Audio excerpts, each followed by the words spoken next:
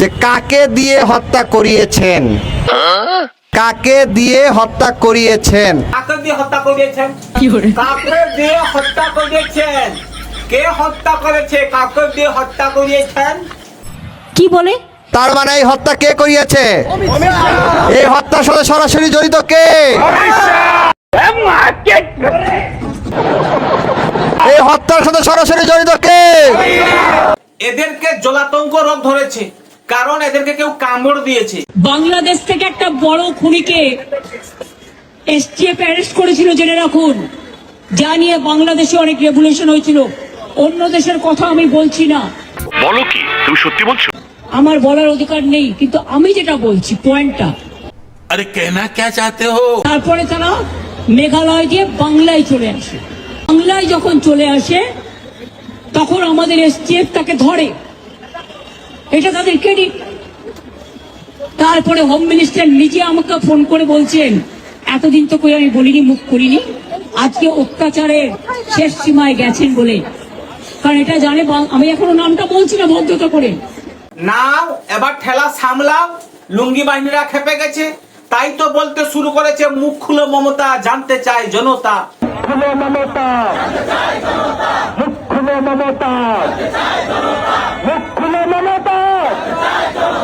কারণ এটা জানে, আমি এখনো নামটা বলছি না, ভদ্রতা করে। বাংলাদেশের লোক উত্তাল হয়ে যাবে, আমি সেটা চাই না। আমি দেশকে ভালোবাসি, না বলবো না দেশের স্বার্থে। দেশের স্বার্থে আপনি অনেক কিছু ত্যাগ স্বীকার করেছেন। আপনার এই ত্যাগ, মানবতা, করুণা, মানুষের প্রতি ভালোবাসা লুঙ্গি বাহিনী কোনোদিন ভুলতে পারবে না। আপনার এই অবদান শ্রদ্ধার সাথে আপনাকে স্মরণ করবে লুঙ্গি বাহিনীরা। বাংলাদেশের নাগরিক হিসেবে এবং একজন আইনজীবী হিসেবে মমতা বন্দ্যোপাধ্যায়ের যদি বুকে পাঠা থাকে, যদি কোনো ক্রিমিনাল করেসপেন্সি না থাকে, তাহলে হাদি হত্যার আসামিদের নাম প্রকাশ করুন, অন্যথায় আমরা ধরে নেব যে আপনি এটি ষড়যন্ত্র করার জন্য এই ধরনের বক্তব্য এখানে দিয়ে বসেছেন, একটি উস্কানিমূলক বক্তব্য দিয়েছেন। আসলে আমাদের দিদির হৃদয়টা হচ্ছে কথা ভান্ডার, তথ্য ভান্ডার, সত্য ভান্ডার, তাই উনি বলে ফেলেছেন। আমার হৃদয়টাই একটা কথা ভান্ডার, তথ্য ভান্ডার, সত্য ভান্ডার। আমি তো সম্পদের ভয়ে কর্মীদের জলে ভাসিয়ে দিয়ে দল ছেড়ে চলে যাব না। হ্যাঁ, আপনি সম্পদের ভয়ে কর্মীদেরকে জলে ভাসিয়ে দিয়ে চলে যেতে পারেন না, অথচ রাজনৈতিক স্বার্থে আপনি এত দূর চলে যেতে পারেন আমি স্বপ্নেও ভাবতে পারিনি। আজকে যখন আপনি নিজে হেরে গেছেন, তখন বাংলাদেশকে নিয়ে উস্কানিমূলক বক্তব্য দিয়ে চলে গেলেন। কিন্তু আপনার এই মন্তব্যের জন্য দুই দেশের মধ্যে যে কত বড় চাপ সৃষ্টি হবে তা কিন্তু আপনি বুঝতেই পারেননি। গতকাল মমতা বন্দ্যোপাধ্যায় একটা কথা স্পষ্ট করে বলেছে, তিনি কিন্তু একবারের জন্য বলে নাই যে ইন্ডিয়া উত্তাল হবে। তিনি বলেছেন এর পিছনে যারা রয়েছে তাদের নাম প্রকাশ হলে বাংলাদেশ উত্তাল হয়ে যাবে। তোদেরকে বিচুতি পাতা লাগিয়ে দিয়েছে, তোরা এখন বসে বসে চুলকাতে থাক, আর আমরা এখান থেকে মজা দেখবো।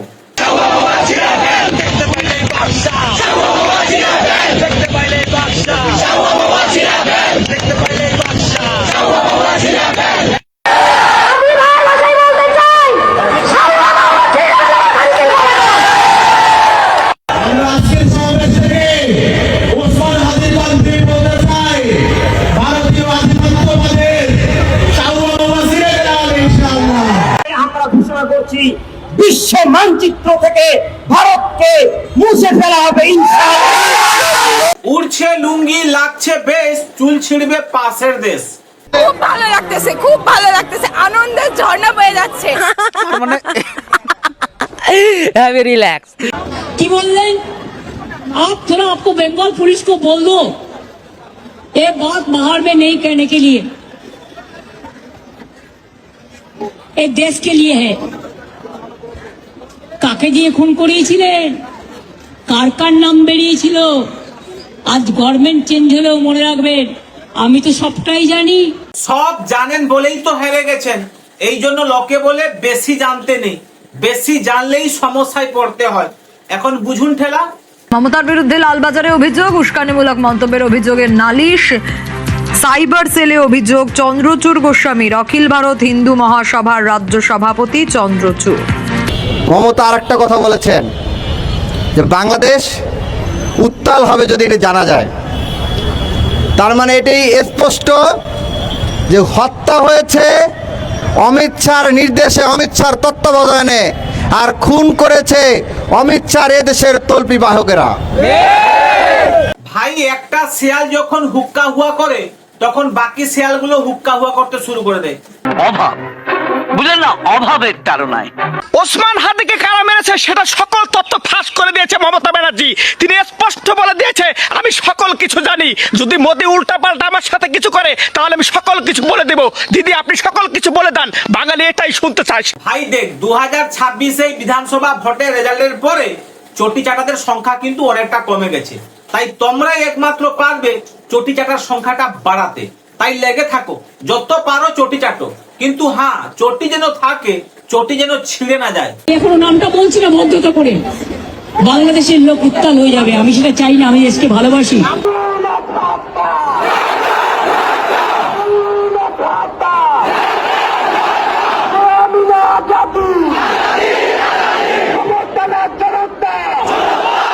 এখন ঠেলা সামলাও, আবার শুরু করেছে দিল্লি না ঢাকা, দিল্লি না ঢাকা।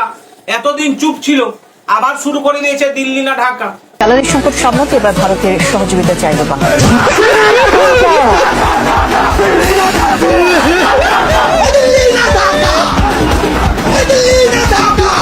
তুমি কি দেখতে পাচ্ছ? সত্য কখনো চাপা থাকে না। হাদিকে হত্যা করছে ইন্ডিয়া। মমতা ব্যানার্জি অমিত শাহকে উদ্দেশ্য করে বলে, বাংলাদেশে একজন বিখ্যাত ব্যক্তিকে খুন করিয়েছেন, সেই হত্যাকারীকে ভারতে আশ্রয় দিয়েছেন। নাম বলে দিলে বাংলাদেশে গণ অভ্যুত্থান হয়ে যাবে। দিদি, আপনি শুধু নামটা বলে দেন। নামটা বলে দিলে তোরা কোন চুলটা ছিঁড়বি? আজ পর্যন্ত কোন চুলটা ছিঁড়ে বোঝা বেঁধেছিস বলতো? দিদি, আপনি শুধু নামটা বলে দেন, বাকি কাজ বাংলাদেশের মানুষ করবে। নুন আনতে পান্তা ফুরায়, তেল আনতে হাঁড়ি পুরায়। ডিজিটাল ইন্ডিয়ার সাথে লুঙ্গি বাহিনীরা যুদ্ধ করবে। সীমান্তে যদি আর একটা হত্যাকাণ্ড ঘটে, একটা লাশের বিনিময়ে 10টা লাশ সীমান্তের ওই পারে পৌঁছে যাবে। একদম চোখ। আমরা সবাই হাদি হব, হাতি বলছে নাকি হাদি বলছে? আমরা সবাই হাদি হব, আমরা সবাই হাদি হব। হাতি হতে গিয়ে যেন আবার সেও কাণ্ড না ঘটে, খুব সাবধান। কাকে দিয়ে খুন করিয়েছিলেন, কার কার নাম বেরিয়েছিল, আজ গভর্নমেন্ট চেঞ্জ হলেও মনে রাখবেন, আমি তো সবটাই জানি। নাম বলেন মমতা, জানতে চায় জনতা। তার মানে ভারত জানে, এই ভারত হাদি হত্যার সাথে জড়িত আছে। আজকে সবার কাছে রিকোয়েস্ট থাকবে, ভিডিওটা সর্বোচ্চ পরিমাণ শেয়ার করে পুরো পৃথিবী ভাসিয়ে দাও, যাতে সবাই জানুক ভারত একটা খুনি রাষ্ট্র। হ্যাঁ ভাই, তবে শেয়ার করে নয়, মুতে ভাসিয়ে দিলাম যাতে সবার কাছে গিয়ে পৌঁছাতে পারে।